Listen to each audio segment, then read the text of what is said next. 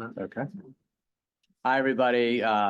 Welcome to the Silvers Lecture for 2024. I am thrilled and honored. I'm Peter Schwartz. I'm the IU Center for Bioethics Director, and it's my great pleasure and honor to introduce our Silvers Lecturer for this year, Dr. Stacy Gallen, who is the founder and director of the Benjamin Ferencz Institute for Ethics, Human Rights, and the Holocaust, formerly the Maimonides Institute with that name.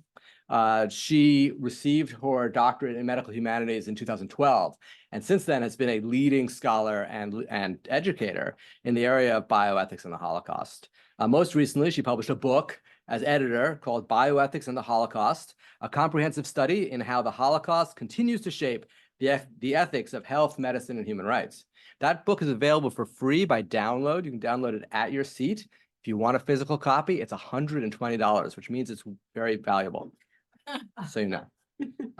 Dr. Gallen teaches in multiple settings, including an international course on ethics, human rights, and the Holocaust at the Global Network for Medical Health Professions and Bioethics Education, where she's co-chair for education.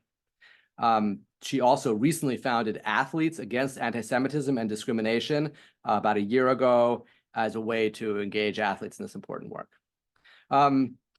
I met Dr. Gallen last year after Alex Kaur, son of Eva Kaur, gave our Silvers lecture then. And it's been a pleasure to get to know Stacy and have her here on campus for these 2 days to meet with people, do some community events, and help us think about this.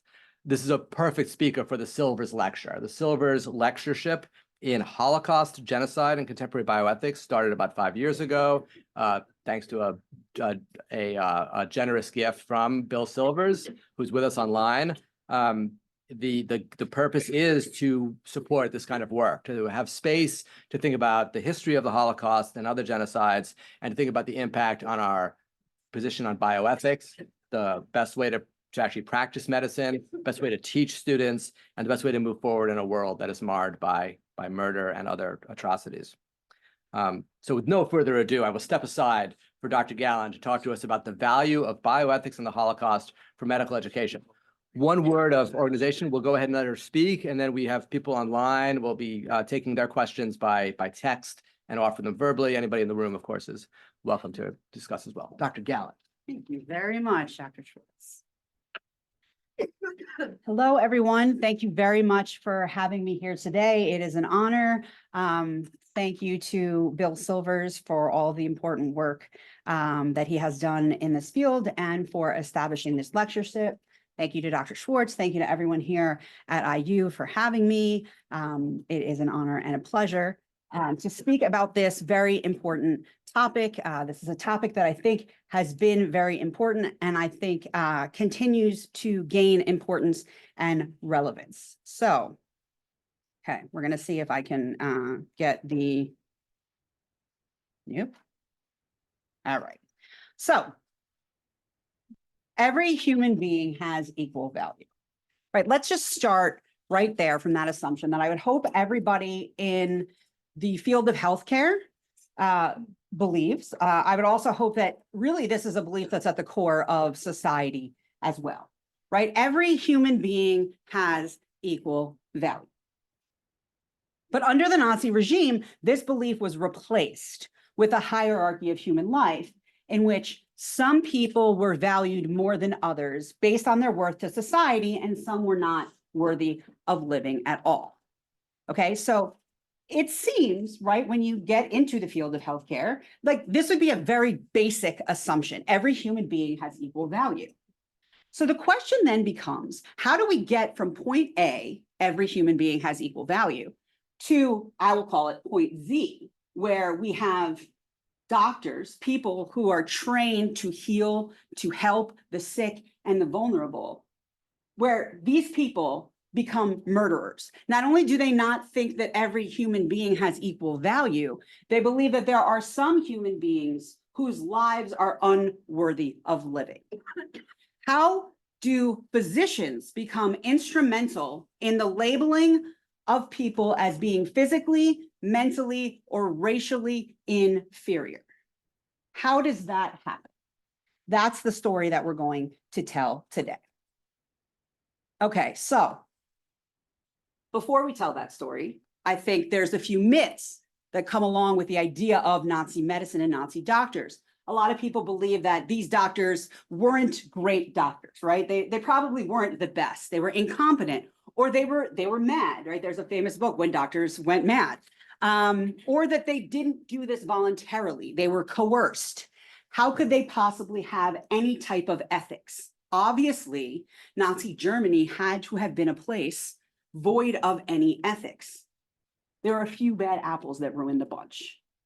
It's easier to think that, right? It's easier to say to yourself, no, it was only a few people and they weren't the good ones and they didn't have any ethics, than to understand that most who participated in Nazi medicine did so because they truly believed it was the right thing to do.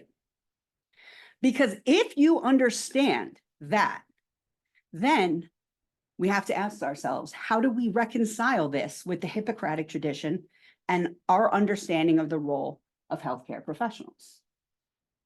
How is it possible that these healers transformed into killers?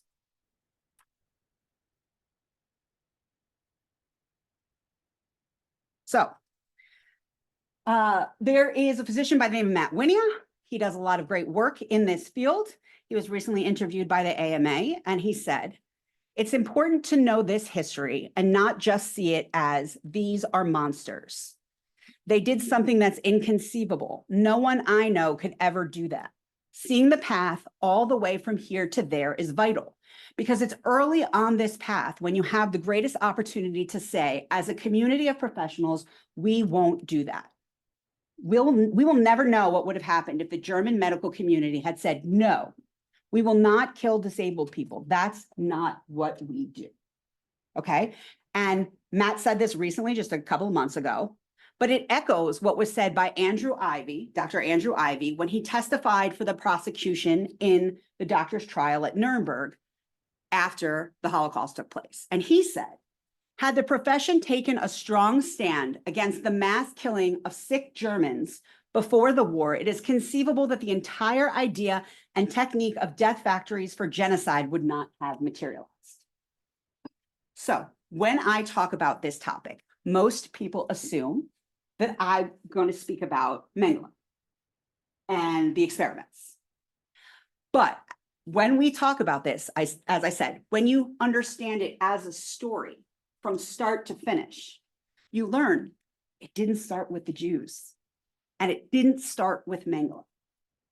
It started with disabled children, which we're going to see in a little bit. It started with the killing of disabled children. It started with the idea that some lives were more valuable than others, and that we need to deal with those people based on their worth to society. So when you look at that, you understand Andrew Ivy's quote, you understand what he's saying. The doctors didn't speak up then. They didn't speak up for the vulnerable. They didn't speak up for the communities that they needed to speak up for. And if they had done that, then the entire idea of the final solution of the Holocaust, as most people know it, might never have happened. Because it was the same ideas, it were the same techniques, the same people, the same machines, the same everything that was used from the children's euthanasia program to the adult euthanasia program to the final solution, to Auschwitz. The same things. So this implies an inherent ethical responsibility on the part of the profession. It implies an understanding of the power of the medical profession. We need to understand what happened. The value of bioethics and the Holocaust for medical education is in understanding the story. It's an understanding that these doctors performed inhumane, torturous experiments on innocent human beings during the day, and then went home and tucked their children into bed at night.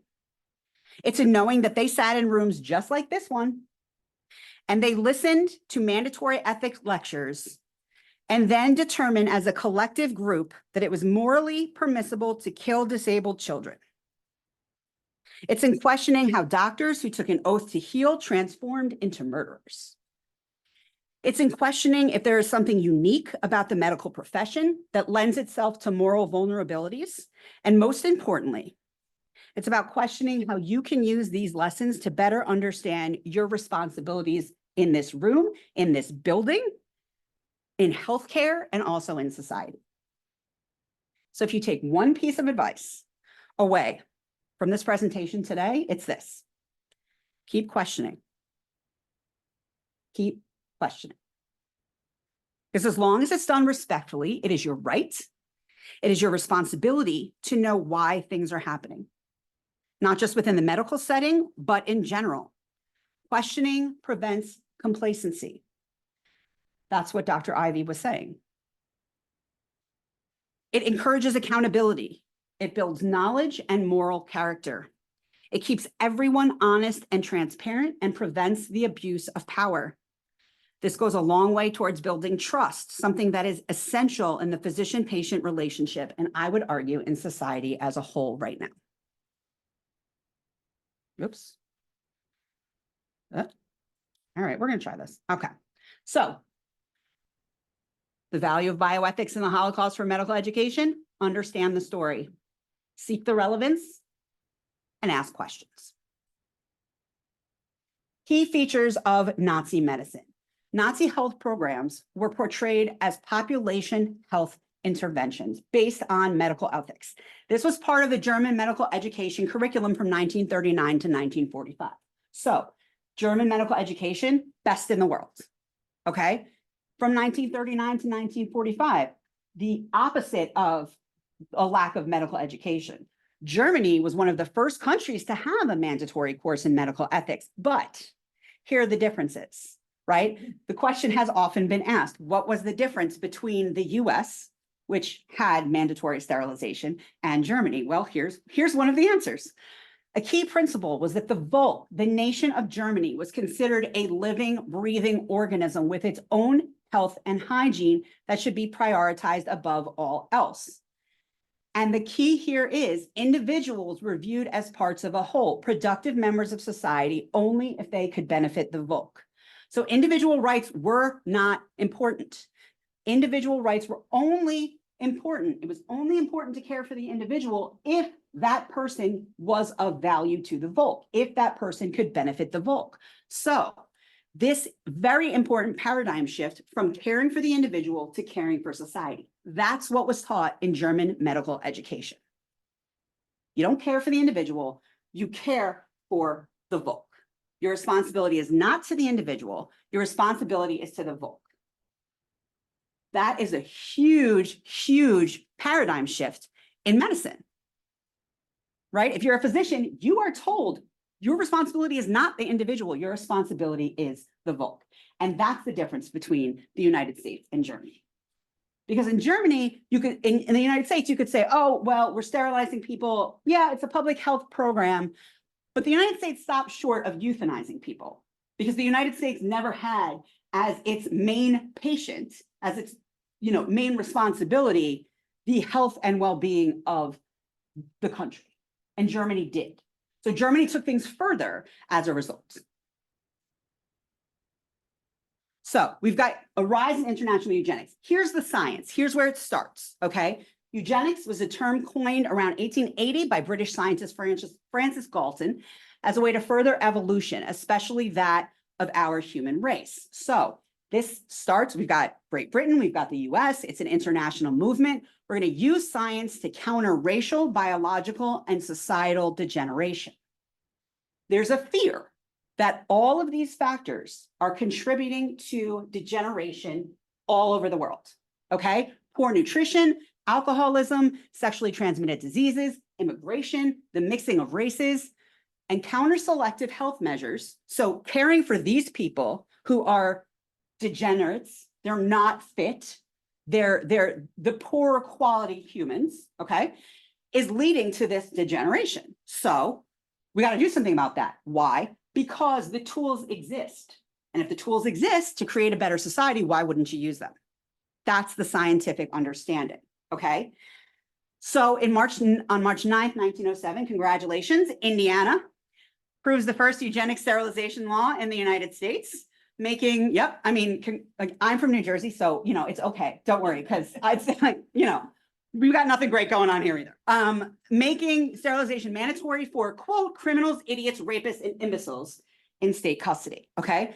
But at the same time, you've got Australia, South Africa, and Central Europe utilizing eugenics as part of their nation-building process. So the scientific theory of eugenics is used as the justification.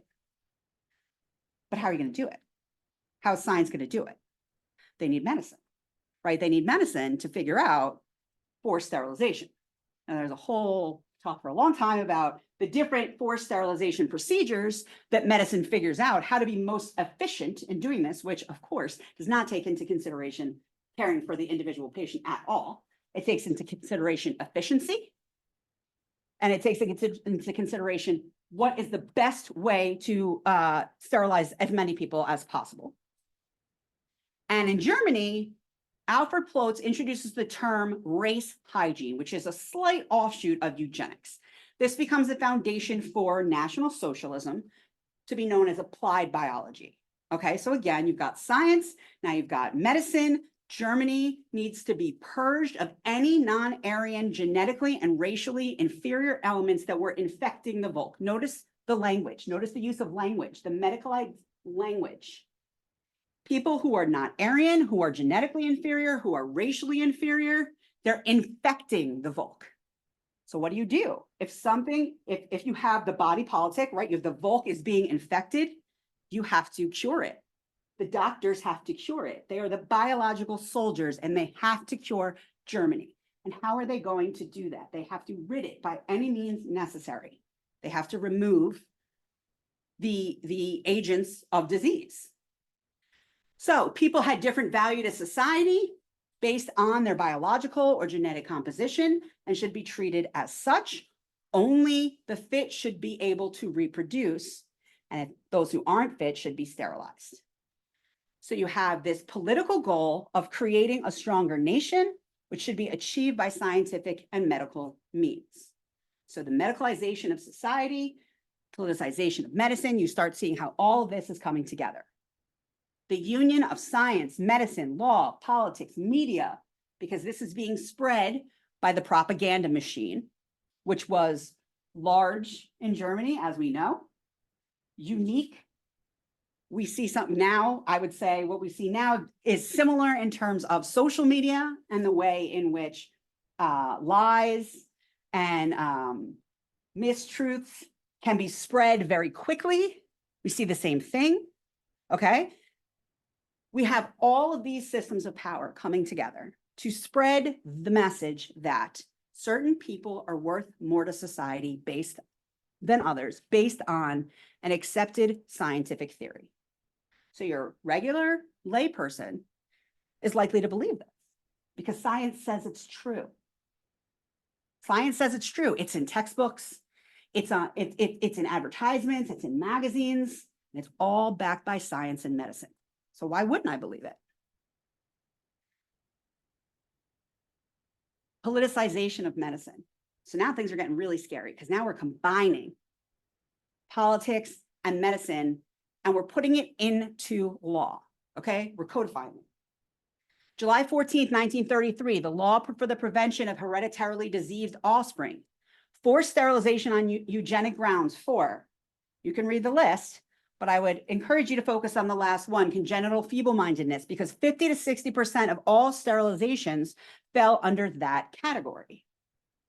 That's because these were people that Germany wanted to sterilize and couldn't find another reason to sterilize them. Oftentimes, this had to do with, this was racial reasons, or this was social reasons. This had to do with social reasons. Can't find a technical medical diagnosis. Let's make one up. Let's call it congenital feeble-mindedness. That's the majority of people who were sterilized under that category. So there are other people, right? Because remember I said there's, genetic, there's societal, there's economic, there's racial. So there's anti-Black racial policy, forced sterilization of 600 to 800 children born to white mothers and non-white fathers from the French colonies who had served as soldiers during World War I. So racial, check that box off. June 26, 1935, laws passed. Men found guilty of sexual activity with other men castrated to avoid further incarceration. Medicalizing homosexuality, check that box off. Let's get rid of that.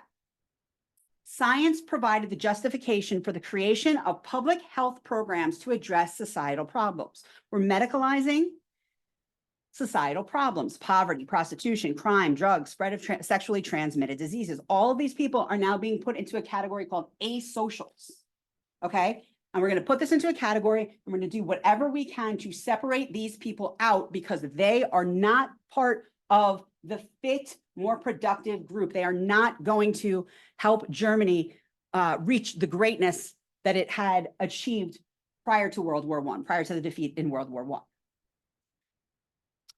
And then we have the euthanasia program. Here is really where Germany differs from the rest of the world, because as I said, the rest of the world was participating in eugenic programs. Eugenics was an internationally accepted scientific theory, okay? Most of the rest of the world stopped short of euthanasia. Germany did not, okay? Here is something that I think most people don't know, and it's a really important part of the story. The euthanasia program started about 2 years before the final solution, which is when doctors started systematically killing Jews in an attempt to rid the world of the Jewish problem, okay? It did not start with the killing of the Jews. That is not where all of this started. As we have spoken about, we know, okay, this is not where it started. There was a plan. The plan had to do with a scientific theory. And this scientific theory wanted to eliminate life unworthy of life. Because first we have people who are not seen as being worthy or fit because they can't contribute to the Volk.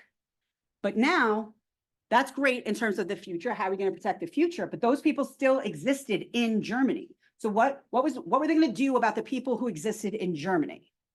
Individuals who were believed to pose a genetic or a financial threat to Germany because of severe psychiatric, neurological, or physical disabilities, they were a problem. They were a threat to the German nation as it stood at that moment. So they needed to be eliminated. They were life unworthy of life. This is a term that was used by physicians. Physicians saying these people were life unworthy of life. Okay, so what do you do about it? You have Victor Brock, the head of the Chancellery's Department, which had responsibility for the T4 action program, which you'll see in a second. This man, this physician who took an oath to heal, to cure, to comfort, said the syringe belongs in the hand of the physician. It is their responsibility to cure Germany by killing life unworthy of life. So where do you start? How are you going to start? How are you going to start this program? How are you going to start ridding Germany of life unworthy of life? By killing babies. That's where you start. August 18th, 1939, all physicians, nurses, and midwives were required to report children under the age of three, showing signs of severe mental or physical disability to the Reich Ministry of the Interior. Now, remember what we said at the beginning of this talk. There was no coercion. These people did this voluntarily. They knew what was happening. There's no coercion, no incompetence, not a few bad apples. The physicians, nurses, and midwives who registered these children knew what was going to happen. They knew these children were going to be murdered because they were life unworthy of life. In October 1939, specially recruited medical staff began murdering children by lethal overdoses of medication or by starvation. By the end of this program, at least 10,000 children were killed on purpose because they were life unworthy of life as diagnosed by doctors. This program was successful. This program was successful. When I say successful, okay, that means children were murdered because they were life unworthy of living.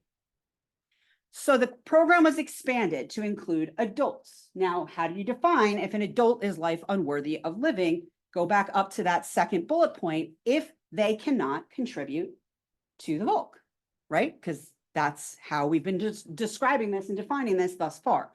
The program is known as the Action T4 program. That's the one Victor Brock, gentleman that you see on this slide, that's the one that he headed up when he said the syringe belongs in the hand of the physician. The physician decides who's worthy of life and who's not worthy of living. The physician makes that decision, and the physician carries out that death sentence. It is estimated that 250,000 people were murdered under all phases of the euthanasia program. That's just the euthanasia program. That is not the final solution. That is not once they transitioned the people, once they transitioned the machinery, once they transitioned everything over to the idea of death camps like Auschwitz, to, you know, what people typically think of when they think of the Holocaust. So how could this happen? I hope that you're sitting here and you're thinking to yourselves, how could this happen? So before we discuss that, there's a couple of things that you have to remember, okay? When I talk about this and I talk about genocide, I always try to say all genocide is bad, right? I'm not up here talking about the Holocaust and saying that it's worse than any other type of genocide. I'm talking about the Holocaust because it is the one genocide that involved the participation of the physicians from start to finish in everything. And that's why we need to discuss it, because it shows what happens when the people that we trust to heal turn against us. It shows what happens when systems of power all come together to prey on marginalized and minoritized populations. There are very many examples that the Holocaust can teach us about what happens when people who are trusted with power abuse that power, about immoral medicine. That's why we're talking about the Holocaust. But there's also Godwin's law. I don't know if any of you are familiar with Godwin's law, but Godwin's law says that the probability of referring to the Nazis, calling somebody a Nazi, increases exponentially as the length of an internet discussion increases, right? Particularly right now, you know, you don't like somebody, you call them a Nazi. You don't like someone's politics, they're a Nazi, right? So we have to be very careful and respectful in using the Nazi analogy. Okay, so, you know, when we're going to talk about the next part of this discussion is, you know, there are lessons that you need to learn. But I am not saying that things that are happening today are the same as what happened in Nazi Germany. They are not. Okay, and a large part of that reason is because purpose matters. I don't think that there are people out there that have the same motives as they did in Nazi Germany. I mean, I'm sure there are some people, but on the whole, the medical profession as a whole is not the same as it was under the Third Reich. Okay? However, what you see here, those who do not remember the past are condemned to repeat it. That is a plaque that you see in Auschwitz. When you go into one of the blocks in Auschwitz, it's usually the first one that most people go into. That's what you see. That's the first thing that you see. And there's a reason for that, because we can't ignore history for fear of repeating it. There are important lessons to learn from medicine during the Holocaust. And if we don't pay attention, then we are unfortunately destined to repeat history. Okay, so there are certain factors that were unique to early 20th century. So in terms of the medical factors, medicine became very institutionalized. You had this focus on the production of scientific knowledge that was taking place at that time, during the early 1900s, and an emphasis, again, you can see this with eugenics, an emphasis on biological, genetic information, and not social and emotion, not the social and emotional side. So obviously this led to kind of a dehumanization. People aren't so concerned in the whole person. They're concerned because of this laboratory revolution. They are more concerned about the patient as a research subject. How can we study them? What can we learn in a very scientific way? And they're using this division of labor, which of course then leads to less human interaction with the patient. You don't get to know the whole person. You don't get to spend time with them. And again, all of this leads to dehumanization. From a political perspective, you have the rise of eugenics.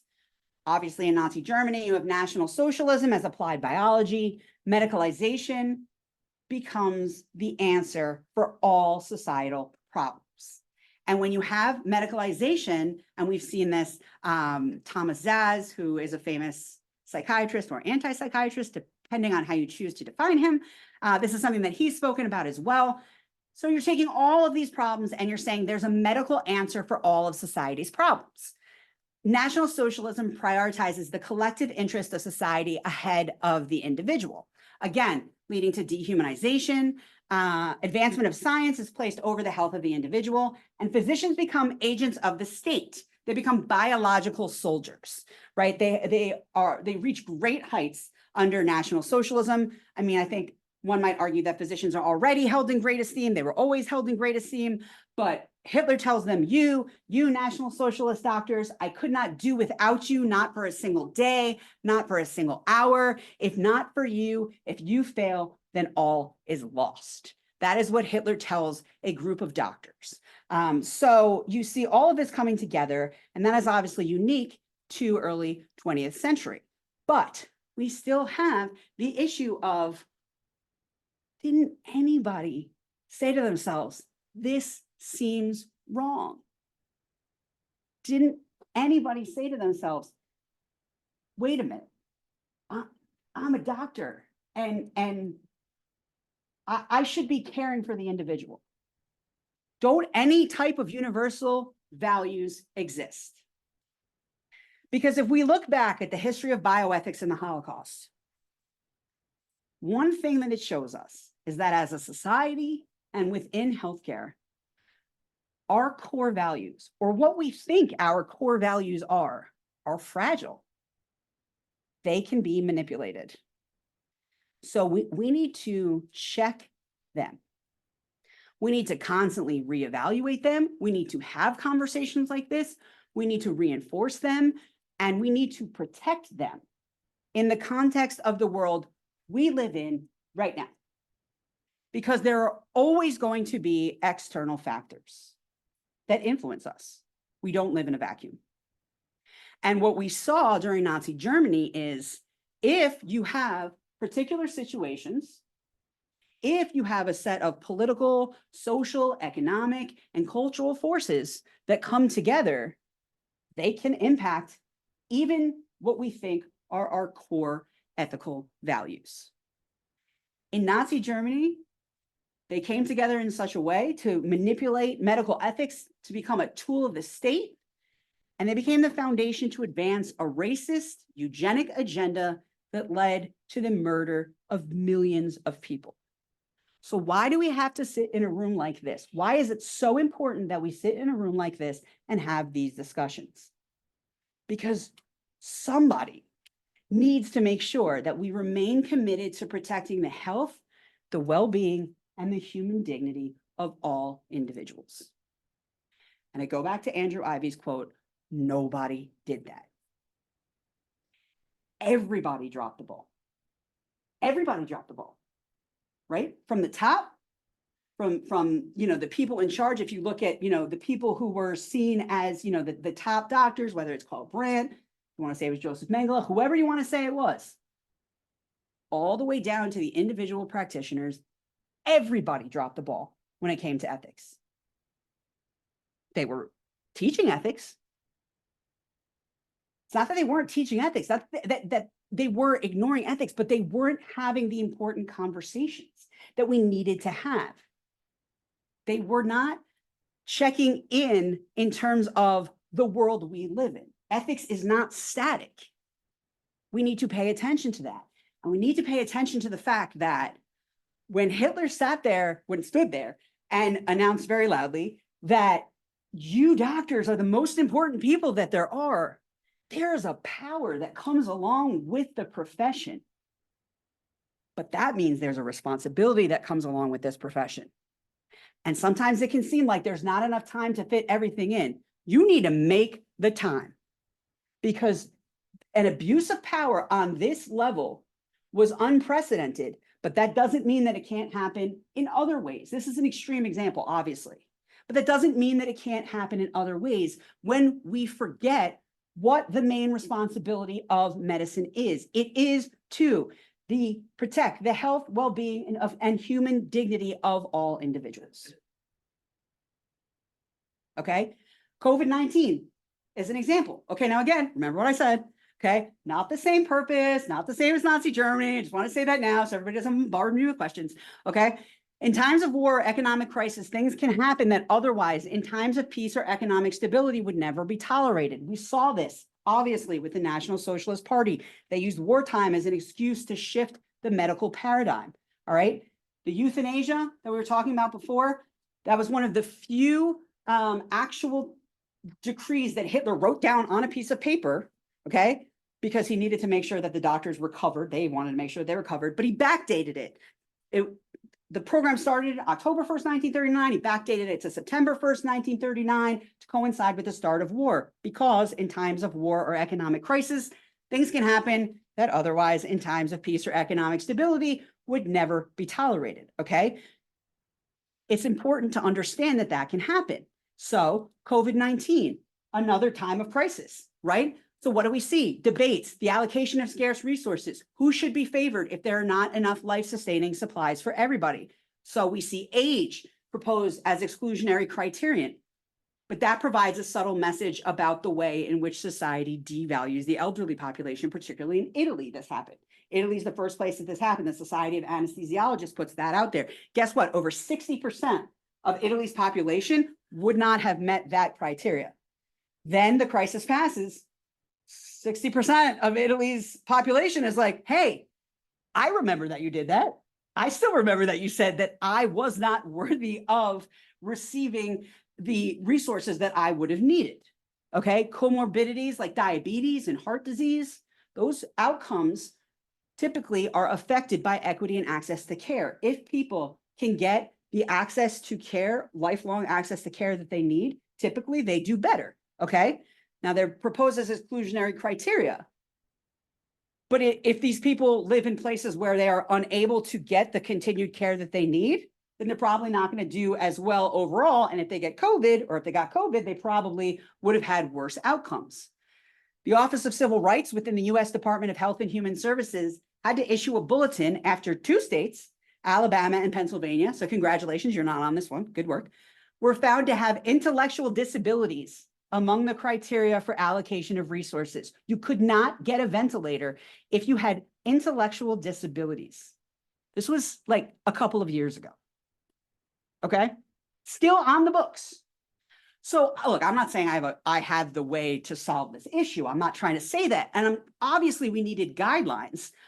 And again, the motivations were not the same as Nazi Germany, but the point is we have to maintain our moral ethos and not be guided by a system of catastrophe ethics.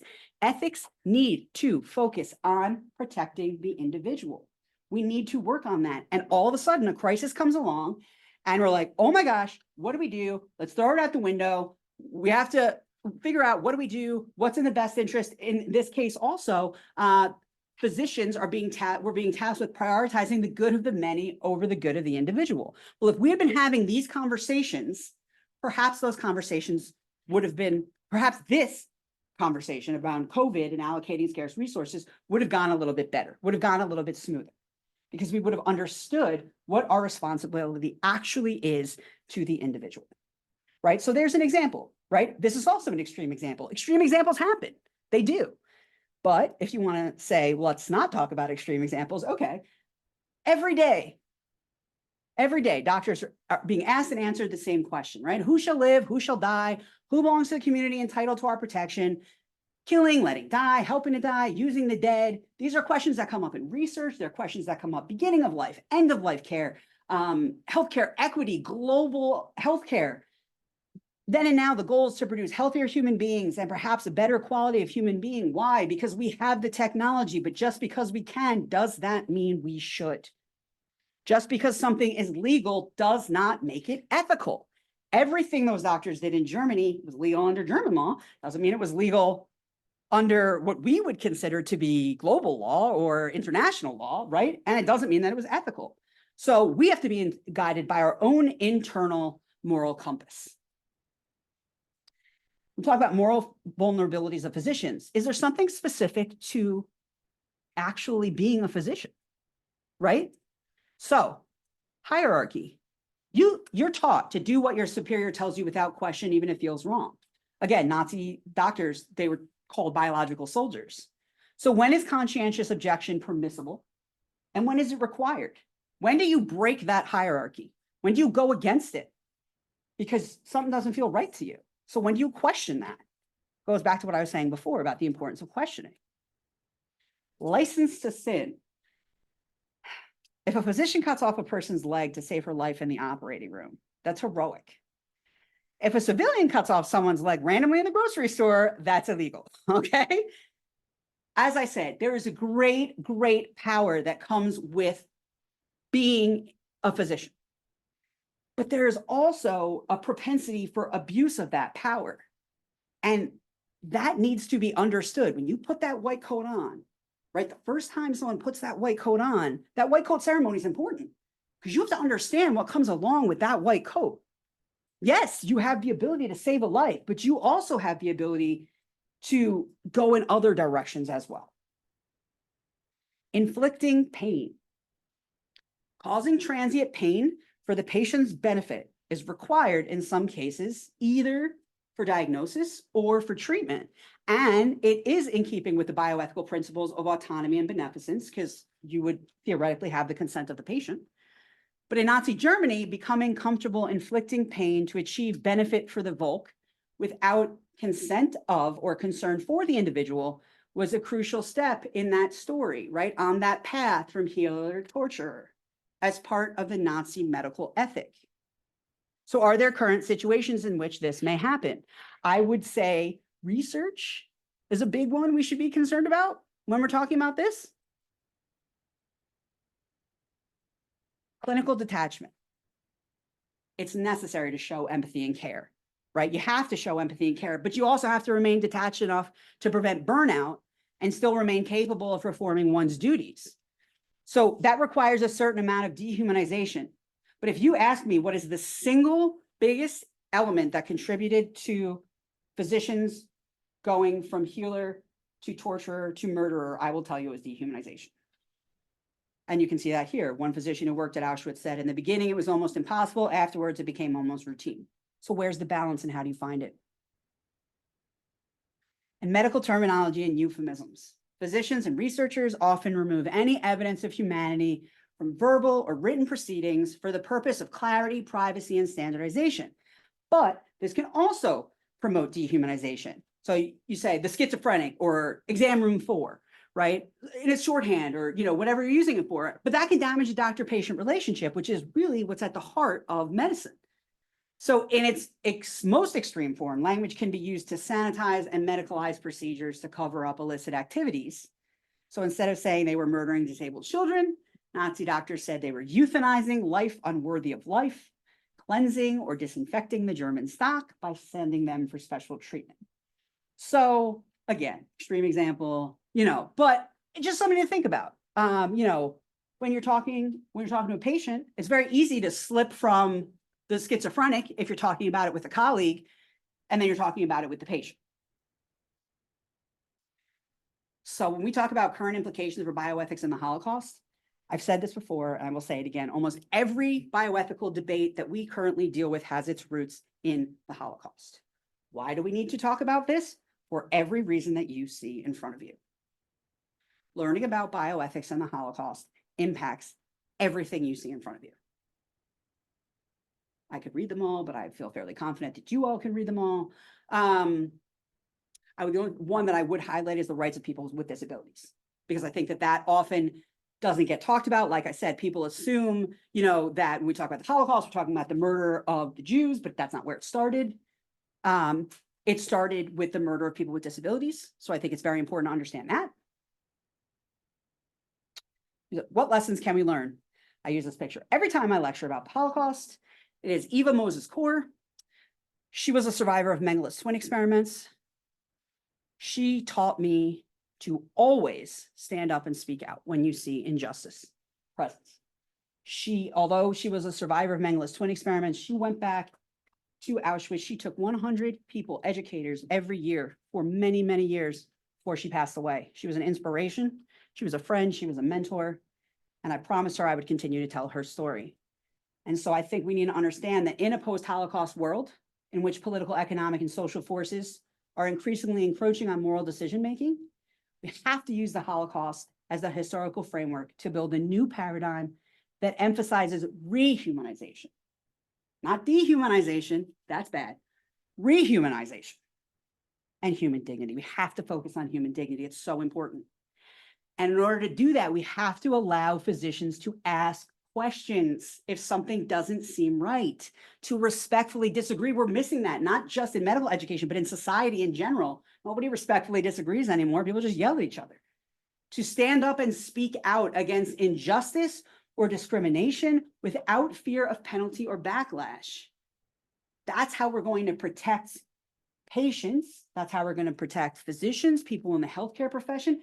That's how we're going to protect ethics. That's how we're going to protect society. And so for my very last slide, I'm going to bring it back to what I said earlier, okay? Every voice matters. Every question matters. Every action matters. So I said earlier, if you take one thing away from this lecture, it's to keep asking questions. So my question that I ask of you is, what will you do? I gave you all this information, and my one hope is that you will take it and you will do something with it. That's it for me. If anyone has any questions. We'll have a few questions. Thank you.